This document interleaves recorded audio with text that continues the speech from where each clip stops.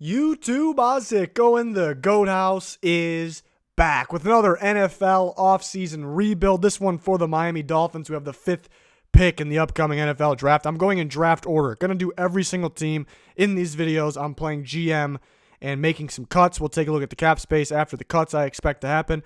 And then I'll go and re-sign players on the team and then make major signings, or who I'm going to attempt to sign in free agency, and then a 7-round mock draft. So this one should be pretty fun for the Miami Dolphins here. We have two channels, this channel and the Goat House Plus. Please subscribe to that new channel. There's a link in the description and the comments. And then same thing goes for our Twitter, our Instagram. Every day talking football, posting something on there. There's a must follows there.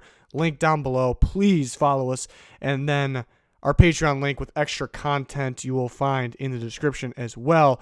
First thing I like to do is kind of just quickly break down the roster. The guys in red are free agents, but obviously the Dolphins are in a rebuild mode. It doesn't take as long to turn things around or go through the rebuild mode process. And I think the Dolphins have a bright future with their situation, their draft picks, their cap space. I like Devontae Parker a lot. Made my top 100 list this year. They locked him up. He had an excellent season. Other than that, Preston Williams is a solid receiver too that could contribute if he stays healthy. And they have some other solid options, but it's a position where you can't be afraid to get better. You got some solid options, but you could get better. Obviously, the number one need, is actually not quarterback. It's the most important position in football, so you have to start looking out for that future quarterback. But it's offensive line to me. You can get better almost everywhere here across this offensive line. And then running backs, obviously a giant need as well. Tight end, you could get better there, but there's just too many, other giant needs. Gesicki, I was liking the way he was playing at the end of the season. Smythe, solid blocker. It's not really, you're not really desperate for one. Obviously, you're going to get desperate for pass rush. You could use, I like the linebackers too, but it's an important position in Brian Flores' defense. So it's another spot where you're okay, but you could get better. Same thing with safety. You're okay there. You could get better, but let's focus on the main position. I think Xavier Howard at any time could be a top 5 corner in football. I really do. So that's a bright spot there. And I'm going to go through and make some cuts, re-sign some guys. So we'll see what I got here as I'm playing GM. So I'm cutting. This is a tough one because Rashad Jones has for quite some time always been a top safety in football. He's starting to decline a little bit, but he can still play. So that's why it's tough. But you can save over $5 million. And is there a place for an aging safety on this, rebuild team? And that's what I decided to cut him. And then Albert Wilson, who I think's a weapon. I always liked Albert Wilson, but is he worth the $9.5 million if you can save that? To me, especially with this draft class and with all these picks that you have, I'd say it's not worth keeping him with $9.5 million there. Even though you're not really desperate for money, it's just a smart decision here. So I would definitely cut him. You see before the cuts around $83.9 million. After bonuses and all that, guarantees go out right before free agency hits. And then after I made these cuts, over $98 million. So that's looking pretty good. And then we're going on to who are we signing. Nothing major here. But you see going into re-signing players, $98.7 million. Vince Beagle, very interesting. Young linebacker, but he's kind of, one of those Brian Flores type linebackers that he's kind of going to start, grooming and growing here on the team. Those guys that they're off the ball linebackers, but they're almost pass rushers at the same time. They're going to provide that pressure, that very important piece to a Patriots tree defense. Really, you look at these guys like Flores, Patricia, without having that Kyle Van Noy or that Dante Hightower, it kind of hurts. So they're trying to find the type of guys that can do it and trying to kind of groom them into them. And that's kind of what happened last year with Vince Beagle. So I think it'd be very important to get him back. I think he's unique to their defense. So I don't think there'll be a giant market for him. It's maybe the Patriots or the Lions could be interested.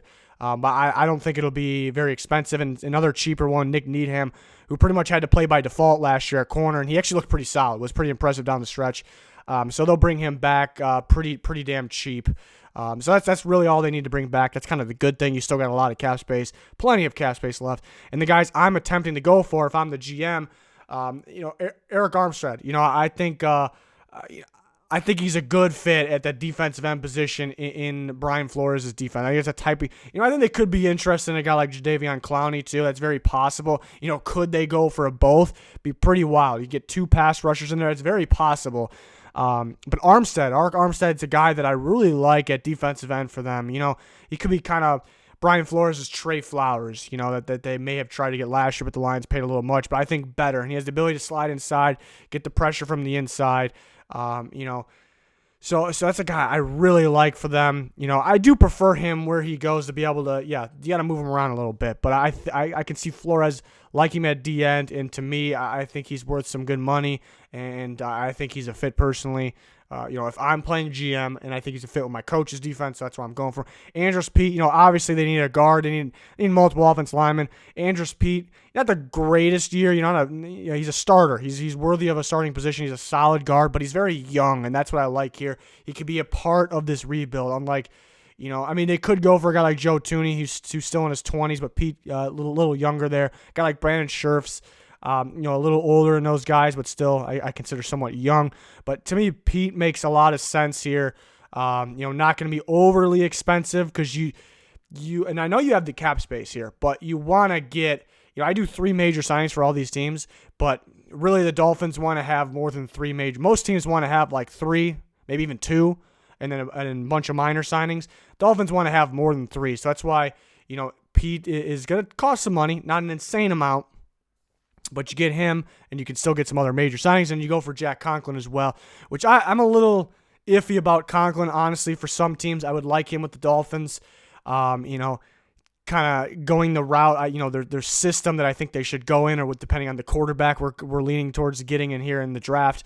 I would like him. I don't want to overspend for him, though, because he has had his struggles. He's a good run-blocking tackle, solid in pass protection, but only in certain schemes. But you got to make sure you get a lot of these offensive linemen here, because they're in weird positions throughout the drafts where it's, they're going to move around a bit, but they're in positions where, they're picking too early to take, one of those linemen, Andrew Thomas, Tristan Wirfs, Jedrick Will, or maybe around where Will should go. He actually may be gone by then. But then they're picking too late in some of those first-round picks to get. So, you can't really predict the draft. You can have an idea what your plan is. You can't really predict. So, it'd be very important for them to get multiple starting worthy offensive linemen here. That was kind of my thinking process. Get the guys around the quarterback first here. It's a possibility it's not the worst idea if you just completely this offseason get the guys around the quarterback, maybe keep Fitzpatrick in there. If they want to go Teddy Bridgewater route, they were interested in him last year. He's a somewhat young quarterback. I think a very solid one, still has potential. He's from there. It's possible. Didn't go that route here. Like I said, they could be interested in a guy like Jadeveon Clowney as well. But those are the 3 major signings I went with, and we see the 7-round mock. If I use the simulation where I'm only manually picking only for the team I'm doing in the video, so in this case the Dolphins, and Tua was still on the board here at 5. So I obviously I took him because it's a top-tier prospect quarterback. You can get a lot better this free agency, so you're not expecting to be at the picking first to possibly get Trevor Lawrence next year. So you take him. And I think a guy like Conklin could, be a solid tackle in a Tua-type scheme, system, I should say. But I went that route. You may have to trade up. You may have to. I hate trading up. I absolutely hate it. But when you have this many picks and you're only needing to trade up about 2 spots, it's okay to make sure you get this guy. So that when it comes down to it, that's what you may have to do. I was shocked that Andrew Thomas was still available at 18. If I think it's completely unrealistic, then I don't do it, even if the guy is still on the board in the simulator. I think it's slightly realistic still. So I went ahead and did it because I've heard rumors, from around the league and scouts, they're saying that he could drop a little bit. They think the media, we're all higher on Thomas than most. I don't, if I had to put money on it, I don't think he's there, but there's a chance. And if he's there, I take him. Terrell Lewis, a lot of people are split on. I like Terrell Lewis a lot. There's been the only concern to me is there's been some injuries in the past. It's the only concern for me. I think he's today's style pass rusher. I would like the pairing of him and Arik Armstead a lot. Lewis is a guy that's going to rush from multiple different positions, whether he's standing up almost at an inside line. But he's a pass rusher, don't get me wrong, but he'll kind of line up everywhere, on the line, off the ball, inside, outside. And to me, he's very strong. He's got the moves. I think I'm higher on Terrell Lewis than pretty much everyone else. We're gonna see at the combine. We'll see the medical, stuff. See how he checks out. That's kind of the only thing. And then Jalen Reagor with their first second round pick there, who I think is a first round talent, but it's very, very realistic he'd be in the second round. I think they need speed here. I think they need speed at receiver, especially with Tua. They need some speed, some quick guys to get open, fast. Do they have Devontae Parker, Preston Williams, and kind of those outside guys, stretch the field guys? Reagor can definitely stretch the field with his speed. To me, he's a 4-2 guy. Kind of get much better and cheaper from a guy like Albert Wilson there by cutting him. I think it'd be fantastic in this offense. Clyde Edwards-Helaire is actually my number one running back in the class. I think that it's different than most people's, but why? It's because today's game, and I think he very well could be the first running back off the board. I don't know if he'll be there at 56. He was there in the simulation. Very good at catching the ball out of the backfield, but can run the hell out of the ball as well. They definitely would love to pair him with Tua. Cameron Dantzler, another one. This is an A++ mock draft, in my opinion. An A++ draft. Cameron Dantzler, again, if it's a 100% unrealistic, I don't do it, but I think it's somewhat realistic here at 70 because the guy is underweight. He is insanely skinny. I don't have a problem with that. I'm not one to overreact from size. The guy can play.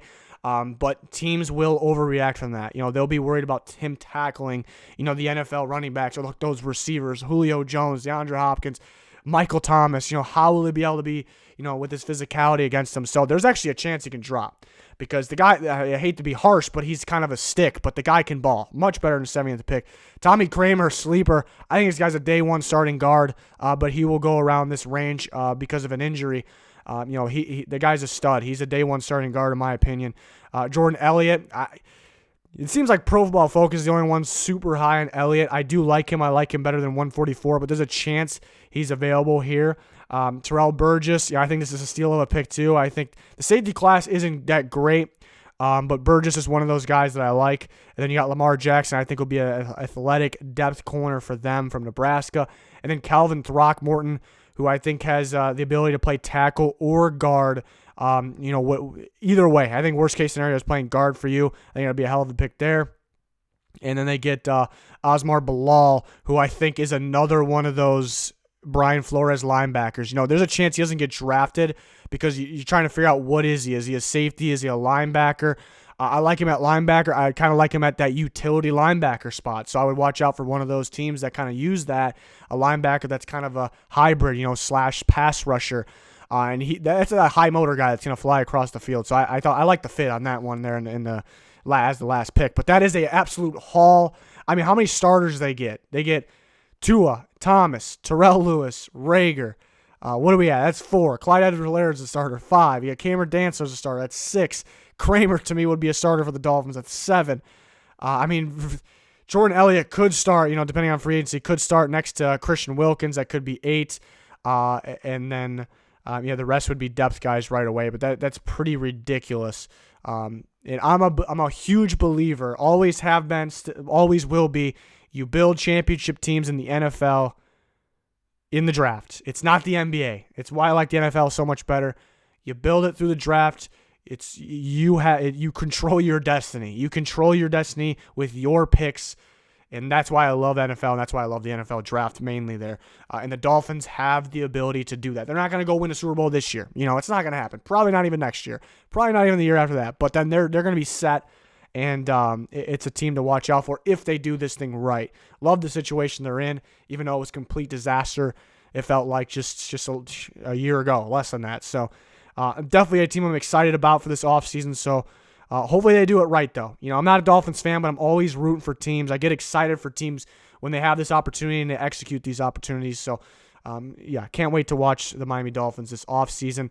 It's going to be interesting to see if they have to move up for Tua. That's the main part there. That's going to do it for this one. We're doing this for every single NFL team. This is the 5th team we've done. We're going in draft order. We're trying to do 2 a day around there. So be patient. A lot of work goes into these. But really appreciate you for being here. Please subscribe to both channels. Follow us on Twitter and Instagram. There's a link in the description in the comments for all of that.